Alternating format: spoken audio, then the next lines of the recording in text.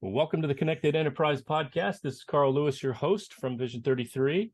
And my guest today is an old friend. We've known each other since August of this year when he was with me last. And Enrique Alvarez from Vector Global Logistics. Enrique, welcome back. Give us an update on yourself and on the company. First, you were just telling me about some awards you guys recently won. That'd be great to hear. Oh, of course, Carl, and I consider you my old friend as well. It's always a pleasure to be on this show, and so I'm actually excited to be able to catch up again and update you on some of the things that have been happening in the supply chain. Regarding my company, we've been working incredibly hard, as you know, and I briefly mentioned on your show last time. We have a very unique results-based mentality and a passion to give back. So we've been very involved in efforts to the Ukraine and giving back in different ways. And so we've been selected and recognized by some organizations out there over the last couple of months. So I've been very proud and honored. We were received an award from the ALAN and also made the Inc. 5000 list and a couple of other recognitions that are always welcomed. It's great. It's fun, and I think it validates that having a purpose-driven organization not only has allowed us to succeed, but it has also allowed us to grow faster and more sustainably. So I'm thrilled. That's great. Congratulations to you and the company. Thank you. You know, the last time we talked, and the reason I wanted to have you back was just because to get an update, on what's happening in, the world of distribution out there on a larger scale. Months ago, not very many months ago, containers, the price of a container was astronomical. And, what's happening in that world right now? Well, right now, with some of the things that we're seeing about the economy slowing down, the demand's not as high as it was before. What we're really seeing in the market is a quick reaction from all the steamship lines, and they're dropping prices very, very rapidly, in particular from Asia to the US and Asia to the main markets. So this is something that's definitely helping people that are trying to ship and import, but it's not still a worldwide phenomenon. It's basically Asia to the US. It feels to me like a lot of the big retailers and other folks kind of already have all the stock they need for the coming holiday season, because everybody sort of overreacted, but reacted right to the circumstances and said, let's not take any chances. Is that the way it's feeling to you? No, that's exactly what it is. I think that a lot of people before the pandemic or during the pandemic had like low inventory levels, and they've been replenishing them to the point that they might have a little bit more than what they really needed. And so you're seeing that kind of played out in the market by less shipments, and of course, less demand kind of affects the price of the shipments themselves. There's kind of a downside to that in that some, probably not on the large end of the marketplace, right? Our big retailers, they kind of have the ability to move this stock and get it through their system in a timely manner. And, they're ordering for themselves, really in their shelves. But there's kind of these folks in between, kind of small manufacturing companies or mid-sized manufacturing companies that they take orders from their customers and they bring that stock into their warehouse on behalf of the customer. And then the customer finds out, I ordered too much. I don't have, orders from my customers to take all that stock. So now we have this sort of this mid-channel manufacturer who's holding all of this stock, and they can't get paid for it. They can't move it. That seems to be somewhat endemic right now in the marketplace. Did you agree with that? I completely agree with you. And of course, as we have seen before, it's always like the middle size, middle of the market kind of companies that struggle the most because they're squeezed between the bigger, huge retailers and probably the smaller outfits out there. So yes, I totally agree. I think that we're seeing that, and it will probably continue to be like that for a couple more months. I don't see that there's I don't think this is going to change in the near future. Yeah, for sure. Unfortunately, that's because they get squeezed. I think they're also the first to react to bad news, like there's a recession on the horizon. So, what do we typically see these companies doing right now?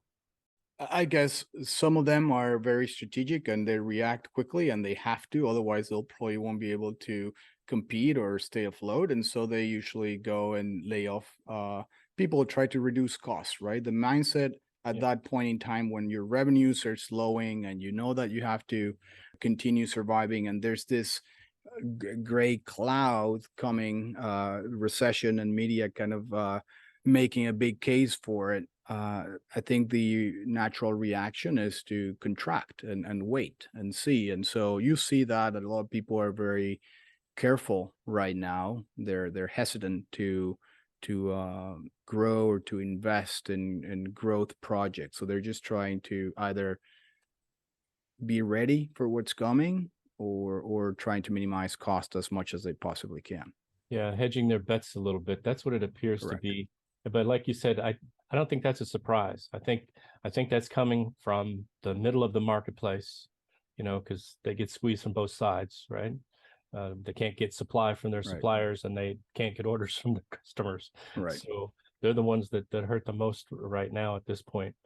It's interesting. You said that, it's kind of loosening up as it relates to Asia, but so many of the American companies have been very, very reliant on China over the last 20, 30 years, right?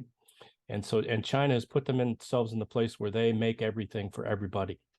Right. And a lot of folks had simply one point of supply.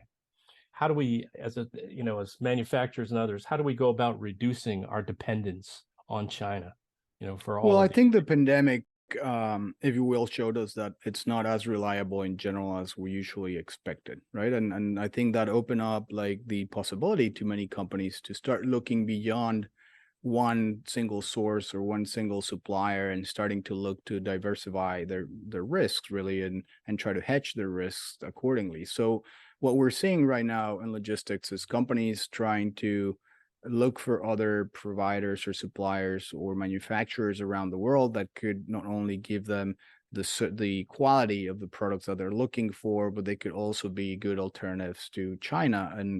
And I think it's a good way of thinking about this because of course having 2, 3, 4 strategic partners as opposed to one definitely makes your supply chain more robust.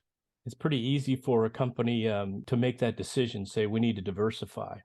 But if you've been doing business with the same supplier, Right. single source supplier for the last 20 years, it's like, where do they go? How do they Yeah. find somebody else, right? I mean, that's got to be a bit of a challenge. It's definitely one of those things that are way easier said than done, right? I mean, you and I can talk about this all day long, and then there are a lot of people, experts, consultants, and that would say, "Well, just why don't you diversify?" And it sounds smart, right? But you're right. It's not as easy. You have long-term relationships, and those relationships are valuable too, right? So what's the right balance between finding a new supplier without entirely burning your bridges or your ships, right? You want to continue having those meaningful long-term relationships with people that you work with, but you also have to be mindful about what's going on in the world, especially in logistics and supply chain, and you have to be smart about it because you're competing with other companies that are going through the same things, the same issues, the same challenges, but they might be some reacting quicker than others, and I would definitely position them in a better point to compete once the demand comes back up.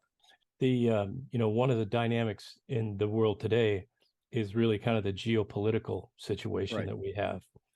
And it seems like, I mean, there's that this idea of diversification, it's almost like you need a person who becomes a specialist and who can take a look at all the available suppliers, all of the available challenges, and depending on what happens where from a geopolitical Right. perspective, you need to be extremely nimble compared to, the past.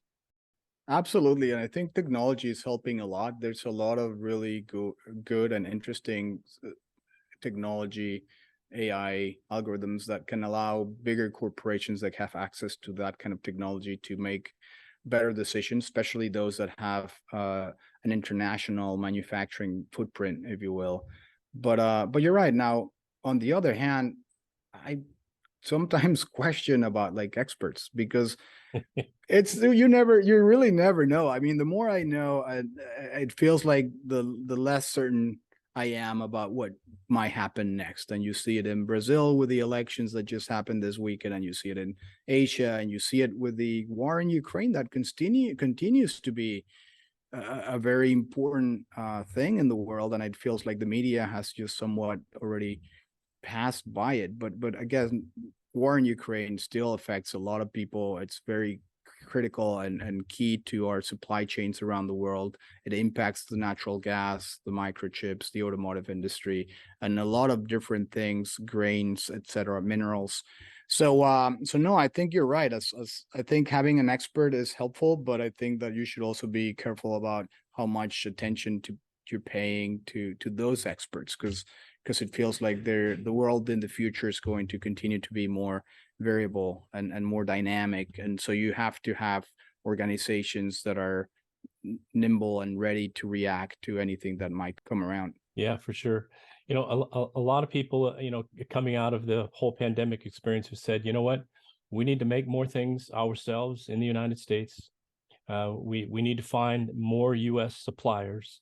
But the truth is that is a lot harder to do than one would think. We've really got out of the manufacturing business in a lot of ways for many, many, many decades, and you can't just fire it up over a 2 or 3 year period of time. How does somebody who wants to do business with the U.S. suppliers, how do they even go about finding them? It's almost like you've got to go create your own in some circumstances. Right. I don't think that that's actually very easy, but I think those are the right questions to be asking. I think the U.S. is perfectly capable of manufacturing anything in the world. Now, the other component to that common is, well, at what cost? Now, how do you compete? So I think the answer is not making everything here. The answer is not sourcing everything. I think the answer usually is somewhere between the two opposing views of the world. So I think that it depends on a industry per industry basis, and even more on a per company basis. I feel like supply chains are the ones that are competing with each other. So it's just not my company competing against yours. Right now, we very clearly see that it's my supply chain is competing against your supply chain. And so you have to kind of broaden that view and make sure that you're taking into consideration not only your product, your suppliers, or your company, but also what all the supply chain conditions are to make sure that you're successful.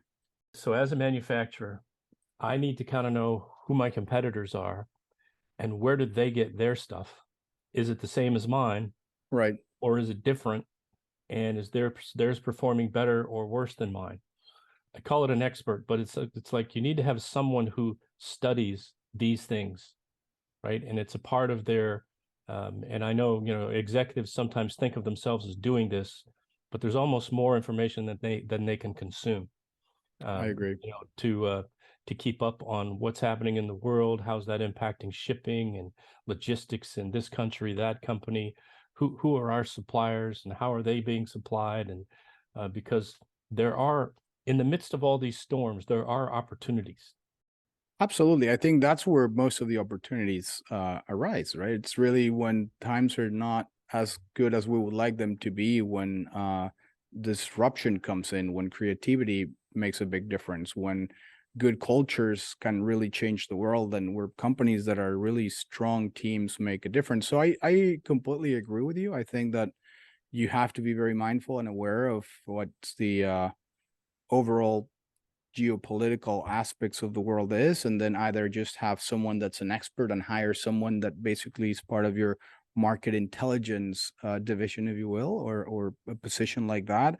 But then also you have to be a little bit more careful about who you partner with, and then you can get that extra knowledge about what's going on in the industry by having very, very good partners. And I'll speaking for my company, we have agents around the world, and we actually have been very careful in selecting those partners. And of course, now that we do have them and we have long-term relationships with them, it makes a big difference, because now I can very quickly call someone in Brazil and then just ask for their opinion on what's going on, and then they'll tell me, and they're also on top of what they need to do in their markets. And so I think, yes, hiring someone, being more aware, and partnering with better and good better people, good companies, I think that's going to be key going forward. I like that phrase you came up with, market intelligence. I think that's however you I get there. heard it somewhere else, by the way. Don't Yeah, I'm it's not okay. gonna. It's good. It's a good one to remember. And you also mentioned, I think we forget sometimes,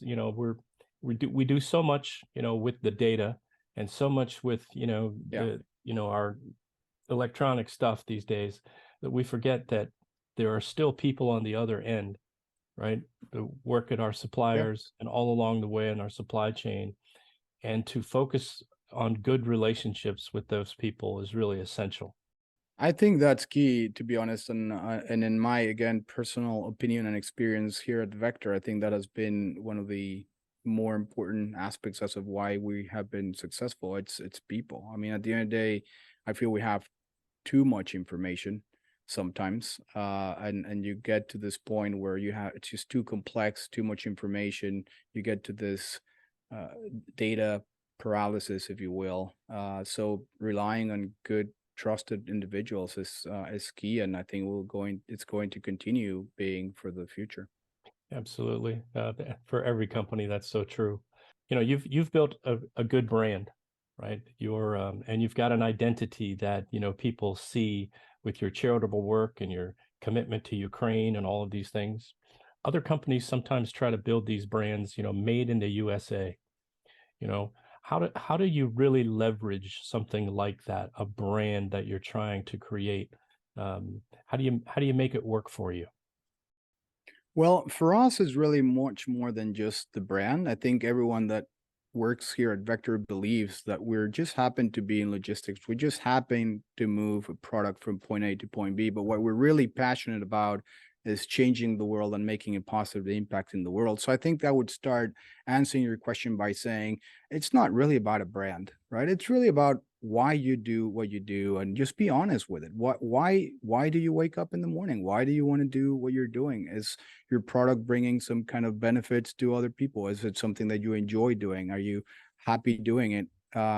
So it's a little bit different for me. Now, once everyone in your organization knows why we're doing what we're doing, and once we share this culture and values, I think then the rest just slowly starts aligning and falling into place. And of course, the other big component of all of that is just working really, really, really hard. We're all working our butts off, to be honest. And I think that's Yeah. something that just has to happen, right? There's no overnight success. There's no easy ways of doing things. And again, as the world continues to evolve, the companies that are going to be successful are the ones that are willing to put the effort behind it. Yeah. Yeah. Yeah. I like what you said. It's not what you do, it's why you do it. Right. And it really becomes important. You've talked a lot today about, the importance of the people, right? And the culture, right? And the culture in your company and the relationships you have with people throughout your whole supply chain connections, all of these things. Is there a direct connection between supply chain for most companies and their employee satisfaction and the whole experience of their employees? I think there is. I mean, it's very hard to quantify and demonstrate, but I am, again, judging on my experience and my experience alone, I believe that if you have, and this could probably be not only in logistics, but everywhere else. I think that there is a very strong correlation between empowered, happy, driven employee force and the success of the companies. And there's tons of literature out there that kind of speaks to this as well. So I would say the answer is yes, absolutely. Yeah, it's interesting to me that some of those things you were talking about, the culture, the connections, the employees, their experience, their dedication to why we do this, right, becomes really important. And everybody's kind of I don't know if struggling is the right word, but I think awakening to the importance of, the customer or employee retention, right? How do we keep the people that we've invested so much in, because they're the best, because we made them the best. How do we Right. hang on? How do we hang on to them, right? Right. So they don't go someplace else. Yeah. And how do you guys feel you make that happen, at Vector? Yeah. So, and something I just recently found out, and I learned for the first time last week, actually, someone I was talking to actually expressed this very clearly. And I think retention to start with is the wrong word, right? Because retention goes back to like, well, you have to hold someone. It has the wrong connotation. So I think we're starting to see a shift in that as well. And at Vector, we believe that we're not retaining people. It's not our objective to retain them. It's really just welcoming them. So I feel like employee welcoming is important. I feel like having a diverse workforce is important. I feel like really understanding how they're feeling, what their goals and what their mindsets is, and then just putting everything together to work as a team is what makes a good culture. So just welcoming employees to work under the same goal and culture and values, I think it's going to be critical for companies as well. I like that. I like that a lot. Enrique, it's always good to connect with you, my friend. So, Carl, it's always a pleasure. I mean, I'm happy to do this. Congratulations again for your show, and thank you very much for having me. absolutely. And we'll check back with you in another few months, I see would how love to. things are going. We've got a pretty important election coming up here in a few days, and I always wonder how that will impact, the world of business. Definitely, let's make sure that everyone goes out and vote, right? That's definitely a Absolutely. very strong message to send. So I'm glad that you brought it up. Yeah, absolutely. Take care, my friend. And until we meet again, stay connected. Thank you.